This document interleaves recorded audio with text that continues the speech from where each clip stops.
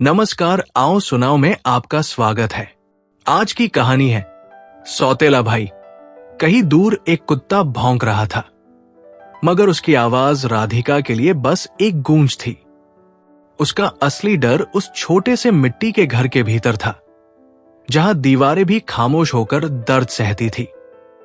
16 साल की राधिका कोने में सिकुड़ी हुई थी, फटी चटाई पर। उसकी पुरानी सलवार कमीज धूल और पसीने से सनी थी, इतनी घिसी हुई कि रंग फीका पड़ चुका था।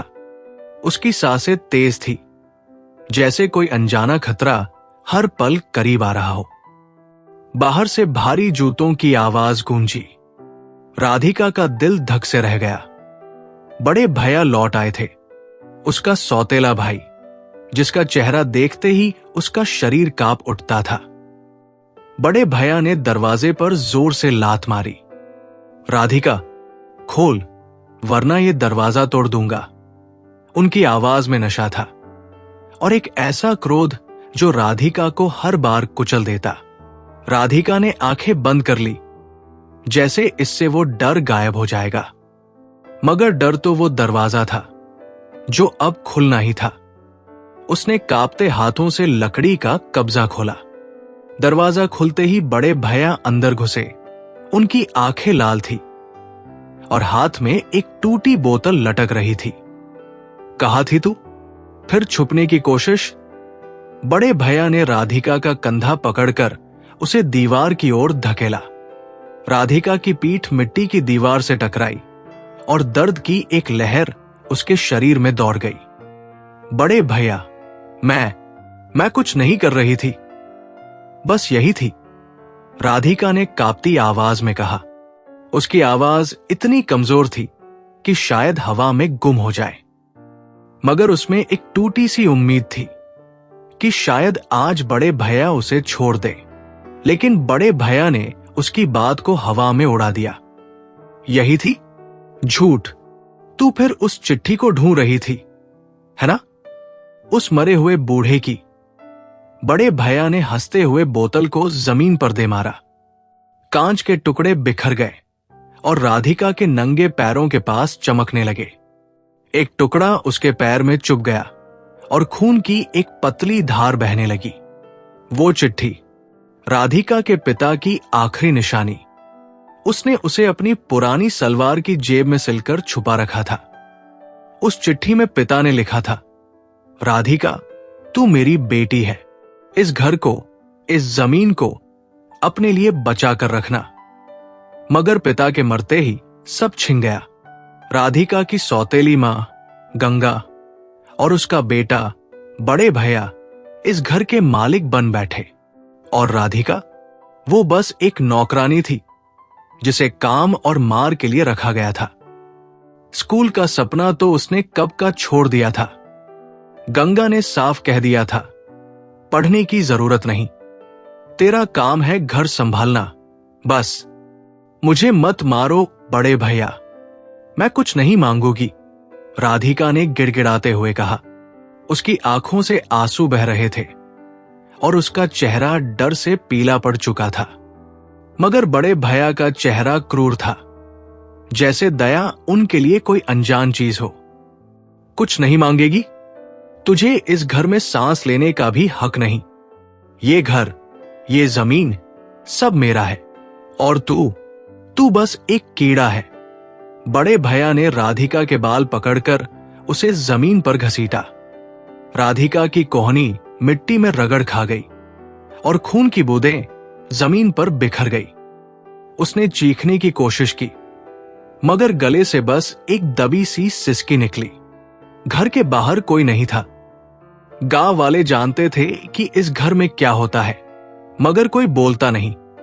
गंगा कमरे के कोने में बैठी सब देख रही थी। उसने एक बार राधिका की ओर देखा, मगर उसकी आंखों में कोई दया नहीं थी। बस कर गोपाल, इसे और मत मार, काम कौन करेगा? गंगा ने ठंडी आवाज में कहा। मगर उसकी बात में राधिका के लिए कोई चिंता नहीं थी, बस अपने फायदे की सोच थी। राधिका जमीन पर पड़ी थी, उसका चेहरा आंसुओं और धूल से सना हुआ। उसने धीरे से अपनी सलवार का किनारा पकड़कर आंसू पोंछे और उठने की कोशिश की, मगर बड़े भैया ने उसे फिर धक्का दिया। उठ मत, तुझे लगता है तू इस घर की मालकिन है? वो जमीन जो तेरे बाप ने तुझे दी, वो अब मेरी है, समझी? बड़े भैया ने राधिका की ओर झुककर कहा। उनकी सांसों में शराब की बदबू थी और उनकी आंखों में एक ऐसी क्रूरता जो राधिका को अंदर तक हिला देती थी। राधिका का दिल टूट रहा था।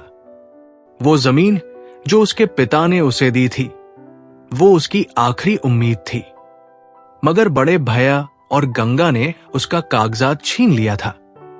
राधिका ने कई बार सोचा कि वो गांव के पंचायत में जाए, मगर हर बार बड़े भैया उसे रोक लेते, कभी मारकर, कभी धमकाकर। एक बार तो उन्होंने राधिका को रात भर घर के बाहर बांधकर रखा था, सिर्फ इसलिए कि उसने पंचायत का नाम लिया था। और गांव वाले, वो बस चुप रहते। घर का मामला है, वो कहते और मुंह फेर लेते। रात गहरी हो चुकी थी। बड़े भैया आखिरकार थककर अपने कमरे में चले गए। राधिका दीवार के सहारे बैठी रही। उसका शरीर दर्द से चीख रहा था। उसने अपनी सलवार की जेब से चिट्ठी निकाली और उसे छूकर रोने लगी। पापा, आपने कहा था कि मैं हार न मानूं, मगर मैं थक गई हूं। मैं अब और नहीं सह सकती। उसकी आवाज में इतना दर्द था कि अगर कोई सुन लेता तो उसका दिल पिघल जाता, मगर उस घर में कोई सुनने वाला नहीं था। अगली सुबह राधिका ने जैसे तैसे खुद को समेटा।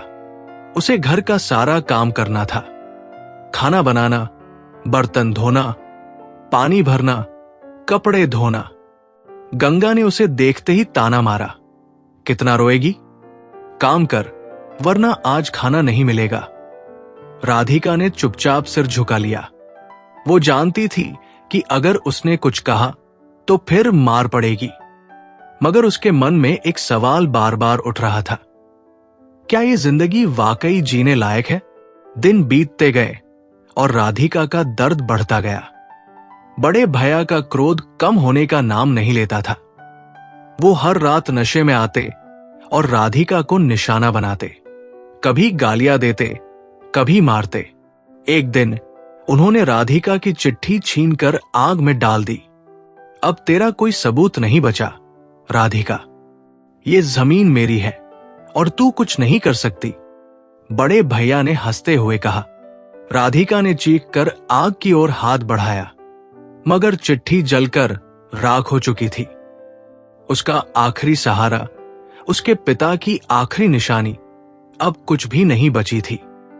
उस रात राधिका ने फैसला कर लिया, वो अब और नहीं सहेगी।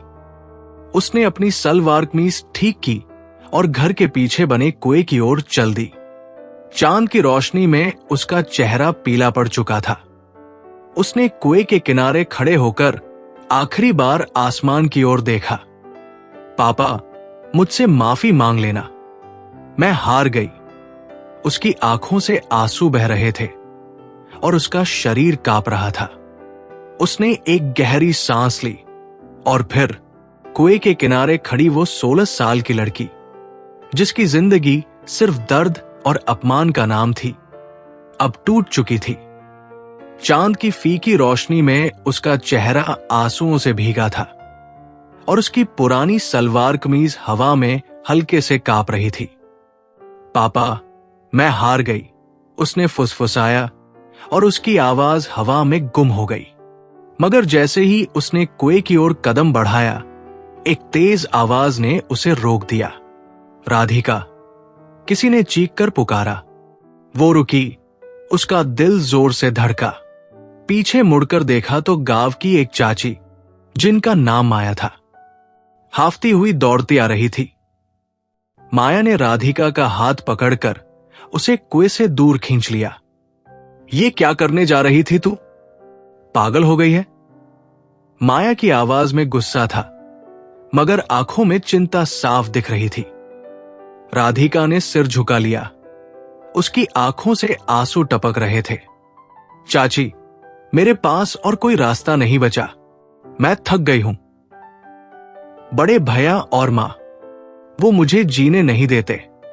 राधिका की आवाज टूट रही थी, जैसे हर शब्द उसके गले को चीर रहा हो। माया ने उसे गले से लगाया, मगर उनकी आंखों में भी एक बेबसी थी। बेटी, मैं जानती हूं, मगर यह रास्ता सही नहीं। तू हार मत मान, माया ने कहा, मगर उनकी बातें राधिका के लिए सिर्फ खोखले शब्द थे। माया राधिका को वापस घर ले आई। गंगा दरवाजे पर खड़ी थी, उसका चेहरा पत्थर की तरह सख्त।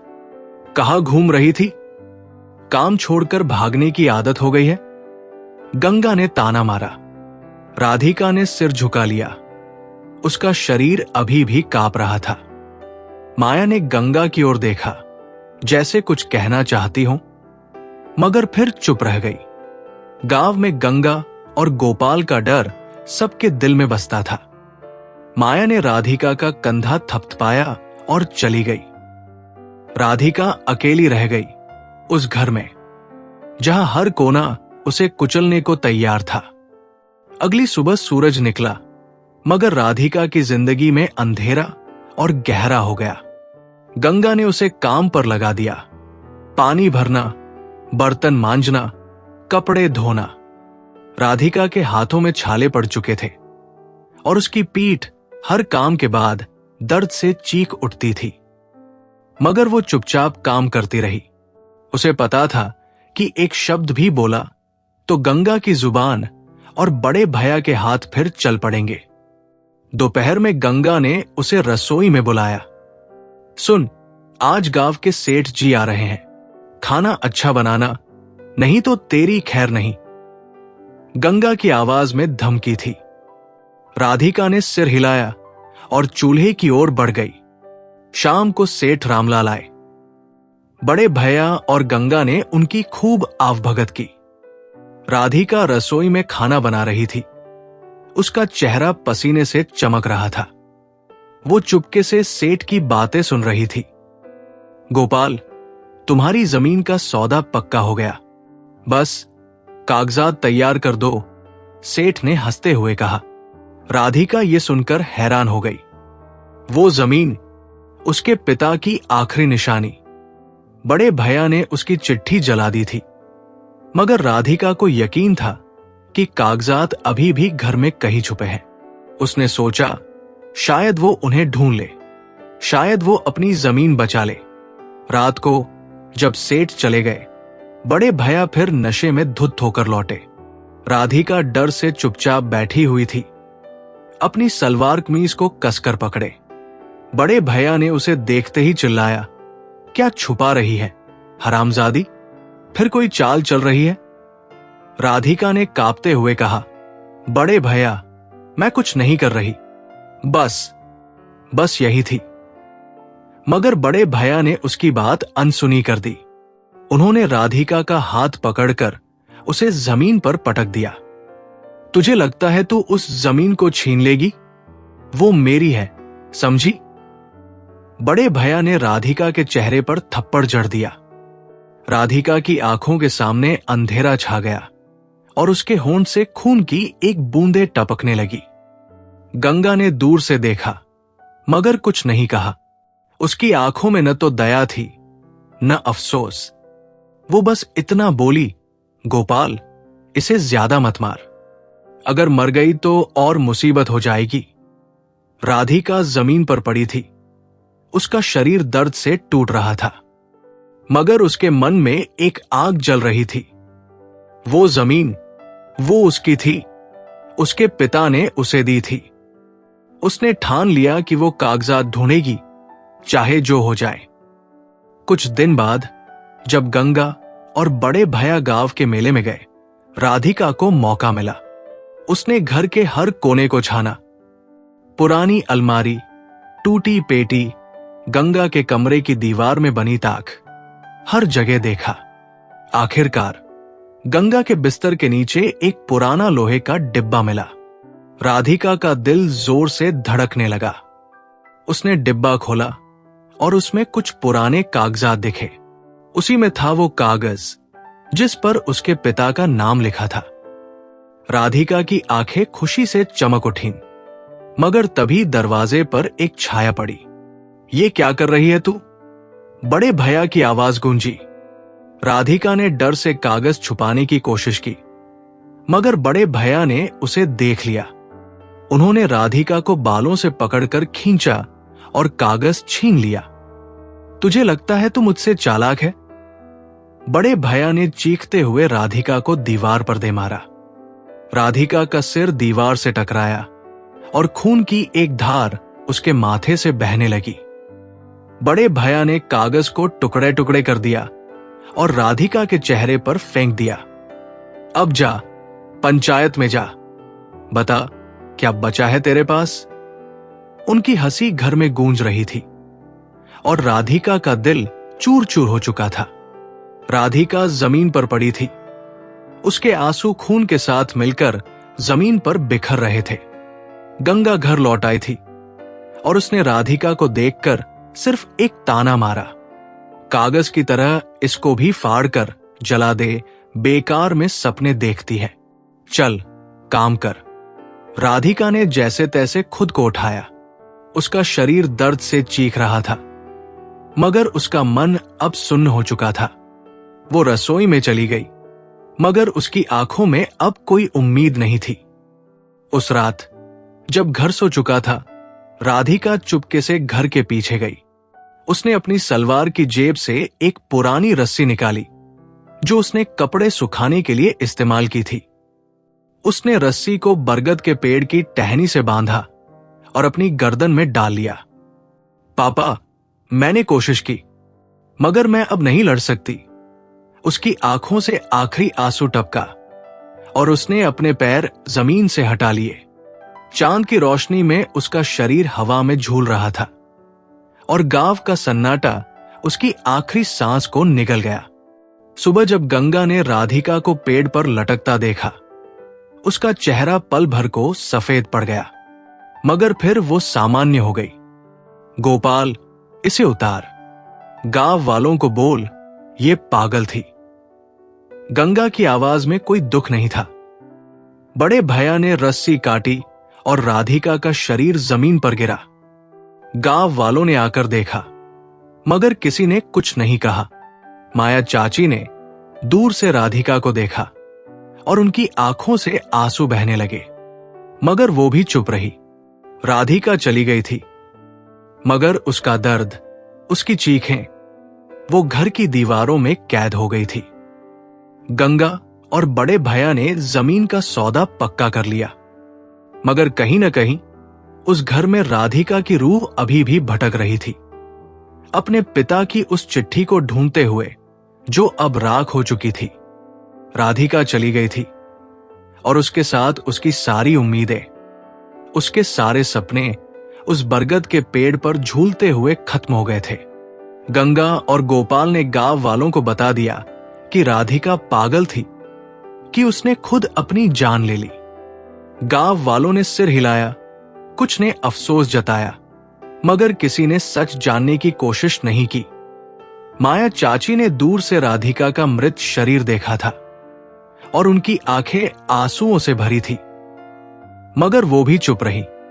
गांव का सन्नाटा अब और गहरा हो गया था, जैसे राधिका की चीखें अभी भी हवा में गूंज रही हों।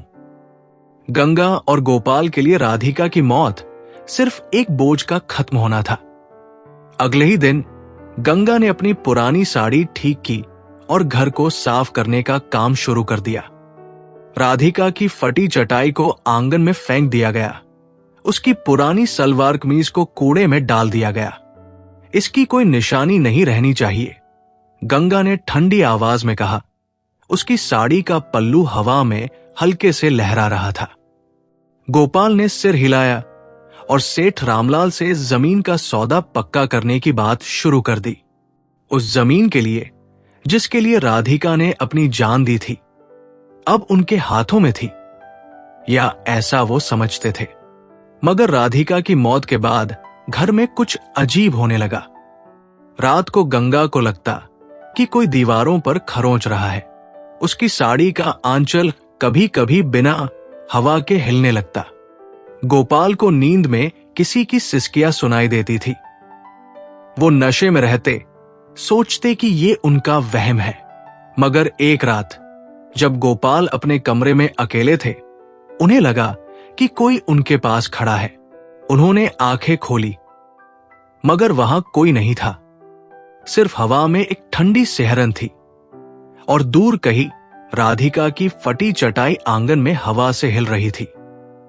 बकवास, गोपाल ने खुद को तसल्ली दी और बोतल से एक और घूंट लिया, मगर उनके हाथ कांप रहे थे। गांव में भी बातें शुरू हो गई। कुछ लोग कहते कि राधिका की आत्मा भटक रही है। माया चाची ने एक दिन गंगा से कहा, तुमने उस बेटी के साथ गलत किया, उसकी रूह को चैन नहीं मिलेगा। गंगा ने अपनी साड़ी का पल्लू ठीक करते हुए ताना मारा, माया चाची, अपनी बकवास बंद करो। वो पागल थी, मर गई, बस। मगर माया चाची की बातें गंगा के मन में एक डर सा छोड़ गई। उस रात जब गंगा सोने गई, उसे लगा कि कोई उसकी साड़ी खींच रहा है। उसने चीख कर दिया जलाया, मगर कमरा खाली था। गंगा का चेहरा सफेद पड़ गया। उसने मन ही मन सोचा कि ये सब वहम है, मगर उसका दिल कुछ और कह रहा था। इधर सेठ रामलाल ने जमीन का सौदा पक्का करने के लिए गोपाल को बुलाया। सेठ का घर गांव के सबसे बड़े मकानों में से एक था और वहां की चमक दमक गोपाल को ललचा रही थी। सेठ ने कागजात मेज पर रखे और कहा, गोपाल, ये रहा तुम्हारा पैसा, बस कागज पर दस्तखत कर दो। गोपाल ने लालच से भरी आंखों से कागज उठाया, मगर तभी एक तेज हवा का झोंका आया। कागज हवा में उड़ गए और सेठ के नौकरों ने उन्हें पकड़ने की कोशिश की। गोपाल ने हंसकर कहा, सेठ जी, ये हवा भी हमारा सौदा रोक नहीं सकती। मगर जब कागज वापस लाए गए तो उनमें से एक पन्ना गायब था, वही पन्ना जिसमें राधिका के पिता का नाम लिखा था। गोपाल का चेहरा पीला पड़ गया। सेठ ने गुस्से में कहा, गोपाल, ये क्या मजाक है? बिना पूरे कागजात के सौदा नहीं होगा। गोपाल ने गंगा को फटकार लगाई, तूने कागज कहां रखे थे? डूम। गंगा ने अपनी साड़ी का आंचल संभालते हुए कहा, मैंने तो सब डिब्बे में रखे थे, पता नहीं कैसे गायब हो गया। मगर दोनों के मन में एक डर सा बैठ गया। क्या ये राधिका की चिट्ठी का कोई खेल था? क्या वो सचमुच वापस आ गई थी? उस रात गोपाल ने फिर से नशा किया, मगर इस बार उनकी आंखों में डर था। वो घर लौटे और राधिका की पुरानी चटाई को आंगन में जलाने का फैसला किया। इसकी हर निशानी मिटा दूंगा, गोपाल ने चीखते हुए कहा। उन्होंने चटाई पर तेल छिड़का और आग लगाई, मगर आग इतनी तेजी से फैली कि गोपाल के हाथ जल गए। वो चीखते हुए पीछे हटे और गंगा ने दौड़कर पानी डाला। आग बुझ गई, मगर चटाई आधी ही जली थी। गंगा ने गोपाल को डांटा, पागल हो गए हो, घर जला दोगे। मगर गोपाल की आंखों में अब सिर्फ डर था। अगले दिन गांव में एक नई बात फैल गई। बरगद के पेड़ के पास, जहां राधिका ने अपनी जान दी थी, किसी ने रात को एक लड़की को रोते हुए देखा था। उसकी सलवार कमीज फटी हुई थी और उसका चेहरा आंसुओं से भीगा था। गांव वालों ने इसे अफवाह कहा, मगर माया चाची ने चुपके से उस पेड़ के पास जाकर मिट्टी में कुछ खोजा। वहां उन्हें एक छोटा सा टुकड़ा मिला, राधिका की सलवार का एक फटा हुआ हिस्सा। माया चाची की आंखें नम हो गई। उन्होंने वो टुकड़ा अपनी साड़ी में बांध लिया और मन ही मन राधिका से माफी मांगी। गोपाल और गंगा का डर बढ़ता जा रहा था। सेठ रामलाल ने सौदे को रद्द करने की धमकी दी और गांव वाले अब उनके घर की ओर अजीब नजरों से देखने लगे। एक रात जब गंगा अपनी साड़ी संभालते हुए रसोई में थी, उसने दिया जलाया, मगर जल्दबाजी में दिया गिर गया और उसकी साड़ी के पल्लू ने आग पकड़ ली। गंगा ने चीख कर आग बुझाई, मगर आग रसोई की सूखी लकड़ियों तक फैल गई। गोपाल दौड़ा, मगर आग इतनी तेज थी कि घर को निगलने लगी। दोनों बाहर भागे और गांव वालों ने आग बुझाने की कोशिश की, मगर घर जलकर राख हो गया। मलबे में कुछ कागजात मिले, वही कागज जो राधिका के पिता ने उसे दिए थे, मगर अब वो किसी काम के नहीं थे। गंगा और गोपाल गांव छोड़कर चले गए। कोई नहीं जानता कि वो कहाँ गए, मगर गांव वालों का कहना है कि राधिका की आत्मा अभी भी उस बरगद के पेड़ के पास भटकती है। माया चाची हर साल उस पेड़ के पास एक दिया जलाती है और राधिका से माफी मांगती है। गांव का सन्नाटा अब और गहरा हो गया है और हर रात जब चांद निकलता है, कोई न कोई उस पेड़ के पास एक सिसकी सुनता है। राधिका की मौत के बाद उस मिट्टी के घर की दीवारें जैसे खामोश होकर सिसक रही थी। गंगा और गोपाल गांव छोड़कर चले गए थे, अपनी सारी लालच और अपराध बोध को पीछे छोड़कर। गंगा अपनी फटी साड़ी में लिपटी और गोपाल नशे में डूबा एक दूर के शहर में गुमनाम जिंदगी जीने की कोशिश कर रहे थे। मगर राधिका का दर्द, उसकी चीखें, उसकी फटी सलवार कमीज, वो सब उस गांव की हवा में बिखरा हुआ था, जैसे कोई अनकहा सच जो कभी मिट नहीं सकता। सेठ रामलाल ने मौके का फायदा उठाया। उसने गांव वालों को बताया कि गोपाल को उसने जमीन के बदले मोटी रकम दी थी और अब वो घर और जमीन उसकी है। गोपाल ने सब बेच दिया। सेठ ने हंसते हुए कहा। उसका चेहरा लालच से चमक रहा था। गांव वालों ने सिर हिलाया, मगर कुछ की आंखों में शक था। माया चाची ने दूर से सेठ को देखा और उनके मन में राधिका की याद ताजा हो गई। ये जमीन राधिका की थी। उन्होंने फुसफुसाया, मगर उनकी आवाज हवा में गुम हो गई। सेठ ने उस घर में अपने नौकर भेजे और जल्दी ही वो जगह उसकी हवेली का हिस्सा बन गई। राधिका की फटी चटाई, उसका टूटा हुआ दिया, सब कुछ कूड़े में फेंक दिया गया। मगर सेठ की जीत ज्यादा दिन नहीं टिकी। कुछ हफ्तों बाद उसकी इकलौती बेटी रानी बीमार पड़ गई। पहले तो सेठ ने सोचा कि ये आम बुखार है, मगर रानी की हालत बिगड़ती गई। वो रात रात भर चीखती, कहती कि कोई उसे बुला रहा है। पापा, वो लड़की, उसकी सलवार फटी है, वो मुझे ले जाएगी। रानी की आंखें डर से लाल थी और उसका चेहरा पीला पड़ चुका था। सेठ ने गांव के वैद्य को बुलाया, फिर शहर के डॉक्टरों को, मगर कोई कुछ समझ नहीं पाया। रानी की मानसिक हालत दिन ब दिन खराब होती गई। वो अपने कमरे में सिकुड़कर बैठती और दीवारों पर खरोंचने लगती, जैसे कोई उसे डरा रहा हो। सेठ का चेहरा चिंता से भारी हो गया। उसने अपनी पत्नी से कहा, यह सब उस जमीन की वजह से है, कुछ गलत है। उसकी पत्नी ने सिर झुकाकर कहा, तुमने गोपाल से वो जमीन छीनी थी। शायद वो लड़की। सेठ ने गुस्से में उसे चुप कराया, मगर उसके मन में डर की एक ठंडी लहर दौड़ गई। रानी की हालत देखकर गांव में बातें शुरू हो गई। कुछ लोग फुसफुसाते, राधिका की आत्मा है, वो सेठ को माफ नहीं करेगी। माया चाची ने सेठ के घर जाकर कहा, सेठ जी, तुमने राधिका की जमीन हड़पी, उसकी रूह को चैन नहीं मिलेगा। सेठ ने गुस्से में माया चाची को भगा दिया, मगर उसकी आंखों में डर साफ दिख रहा था। एक रात जब सेठ अपनी हवेली में अकेला था, बाहर से किसी के चीखने की आवाज आई। उसने खिड़की से झांका और उसका चेहरा सफेद पड़ गया। गोपाल था। वो वापस आ गया था, नशे में धुत, उसका चेहरा गंदगी और खून से सना हुआ। गोपाल ने चीख कर कहा, सेठ, राधिका सबको मार देगी। उसने मेरी मां की जान ले ली और अब तुम्हारी बेटी को ले जाएगी। सेठ का दिल जोर से धड़कने लगा। उसने गोपाल की ओर देखा और उसे लगा कि गोपाल की आंखों में राधिका का चेहरा झलक रहा है। तू यहां से जा।